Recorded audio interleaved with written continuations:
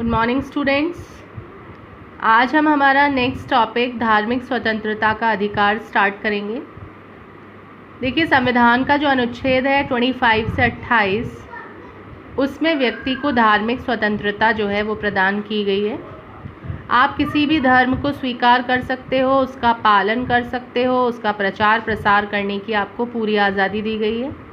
धार्मिक संस्थाएं जो हैं उनके निजी मामलों का प्रबंधन किया जा सकता है। चल और अचल संपत्ति रखने और उसका संचालन करने की पूरी स्वतंत्रता जो है वो प्रदान की गई है। धार्मिक कार्य जो है उनके लिए दान तथा चंदा लेना और देने पर कोई भी कर नहीं लगाया जा सकता। विभिन्न धर्म और संप्रदाय जो हैं उनको अपनी अपनी शिक्षण संस्थाएं चलाने का भी अधिकार है, लेकिन किसी भी व्यक्ति को आप धार्मिक शिक्षा लेने के लिए बाध्य नहीं कर सकते हो। तो कहने का मतलब क्या है कि आप धर्म का पालन करो, प्रचार प्रसार करो, आपको पूरी आज़ादी है, आपको पूरी स्वतंत्रता है धार्मिक कार्यों के संचालन की। आपको चल अचल संपत्ति को रखने का पूरा अधिकार जो है वो भी दिया गया है। आप किसी भी शिक्षण संस्था को चला सकते हो, बट किसी को भी धार्मिक शिक्षा लेने के लिए बाध्य नहीं कर सकते हो। ठीक है। नेक्स्ट जो आपका अधिकार आता है वो आता है संवैधानिक उपचारों का अधिकार। संविधान में केवल मौलिक अधिकारों का ही उल्लेख नहीं है, देखो, बल्कि संविधान जो है उसमें सुरक्षा करने के लिए भी, मौलिक अधिकारों की सुरक्षा जो है उनके लिए भी अनेक प्रावधान किए गए हैं और इसी के अंतर्गत संवैधानिक उपचारों का अधिकार दिया गया है अनुच्छेद 32 के अंतर्गत। ये जो अधिकार है ये सबसे ज़्यादा महत्वपूर्ण अधिकार है और इसी के माध्यम से क्या होता है, मनुष्य जो है, मानव जो है, उनके जो मौलिक अधिकार हैं उनकी रक्षा हो पाती है। तो देखो, ये जो है इसके महत्व की व्याख्या करते हुए डॉक्टर अंबेडकर जो थे उन्होंने क्या कहा था कि यदि कोई मुझसे पूछे कि संविधान का सबसे महत्वपूर्ण अनुच्छेद कौन सा है, तो मैं इसके अलावा किसी और की बात नहीं कर सकता। मतलब सबसे अधिक इम्पॉर्टेंट अगर कोई अनुच्छेद है तो वो कौन सा है, संवैधानिक उपचारों का अधिकार है। ठीक है। मतलब अगर ये अधिकार नहीं होगा तो संविधान जो है वो बिल्कुल शून्य प्राय हो जाएगा। ठीक है। तो इसके महत्व के कारण से ही इसको संविधान का हृदय भी कहा गया है, संविधान की आत्मा भी कहा गया है। देखिए, इसके अंदर क्या प्रोविज़न होता है कि यदि किसी व्यक्ति के मौलिक अधिकार जो हैं उनका हनन होता है तो वो व्यक्ति जो है वो सीधे सर्वोच्च न्यायालय की शरण ले सकता है। मतलब आपको पता है कि व्यवस्थापिका जो है वो कानून बनाती है, कानून बनाने वाला अंग कौन सा है, व्यवस्थापिका, और उसको लागू कौन करता है, कार्यपालिका। तो यदि व्यवस्थापिका या कार्यपालिका कोई ऐसा कानून बना दें जिससे नागरिकों के मौलिक अधिकारों का हनन होता हो तो न्यायालय ऐसी प्रत्येक विधि को अवैध घोषित कर सकता है। ठीक है।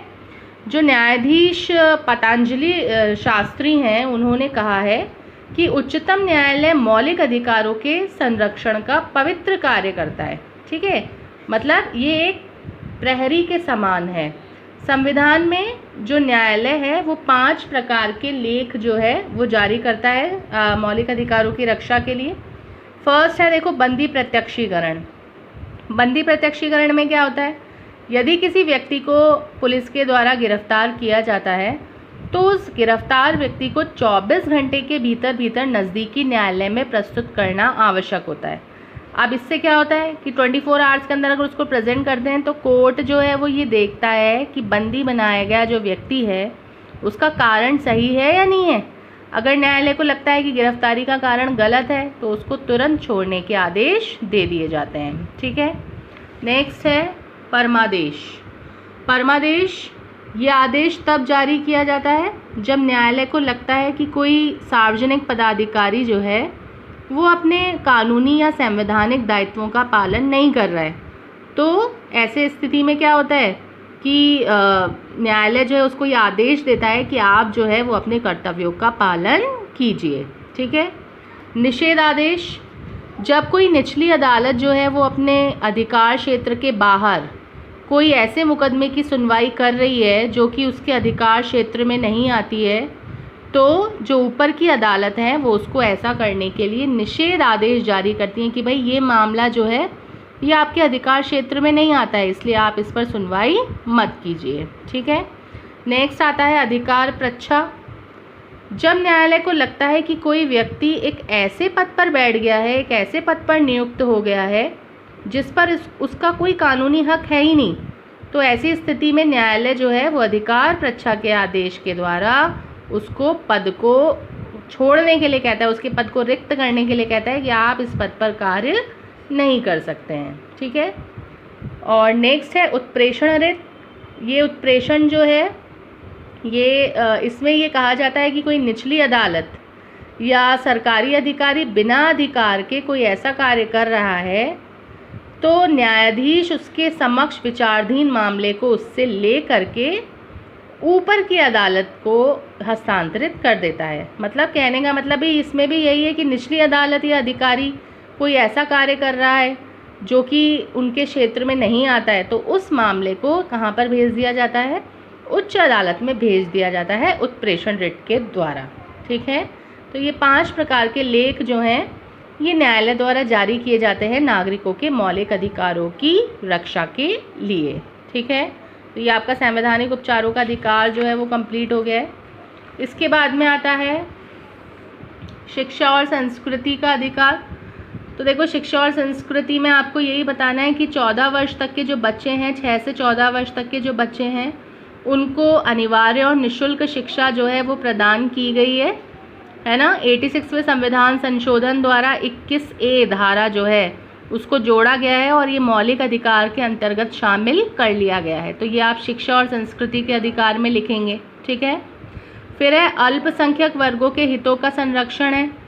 अनुच्छेद 29 के अनुसार भारत के सभी नागरिक जो हैं उनको अपनी भाषा, अपनी लिपि, अपनी संस्कृति को बनाए रखने की स्वतंत्रता दी गई है और इसीलिए राज्य द्वारा संचालित जो संस्थाएं हैं उनमें जब भी प्रवेश दिया जाता है तो किसी भी जातिगत आधार पर प्रवेश नहीं दिया जाता है। ठीक है।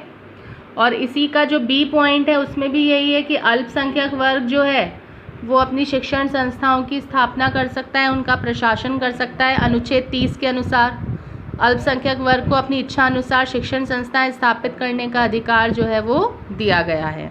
ठीक है। तो इस प्रकार से ये आपकी शिक्षा और संस्कृति का अधिकार पूरा हो गया है। इसके बाद में आते हैं मूल कर्तव्य। देखो, अधिकार और कर्तव्य जो हैं उनका बहुत घनिष्ठ संबंध है एक दूसरे से, एक दूसरे के पूरक होते हैं अधिकार और कर्तव्य। एक व्यक्ति का जो कर्तव्य है वो दूसरे व्यक्ति का अधिकार बन जाता है। अतः कर्तव्यों की अनुपस्थिति में अधिकारों की कल्पना नहीं की जा सकती। अगर आप केवल ये सोचें कि हमको केवल अधिकार ही अधिकार मिलें, कर्तव्य नहीं मिलें, तो ये चीज़ संभव नहीं है। तो भारतीय संविधान के द्वारा भी नागरिकों को अधिकारों के साथ साथ कुछ कर्तव्य भी प्रदान किए गए हैं। इनके बारे में जानकारी हम नेक्स्ट क्लास में लेंगे। Thank you.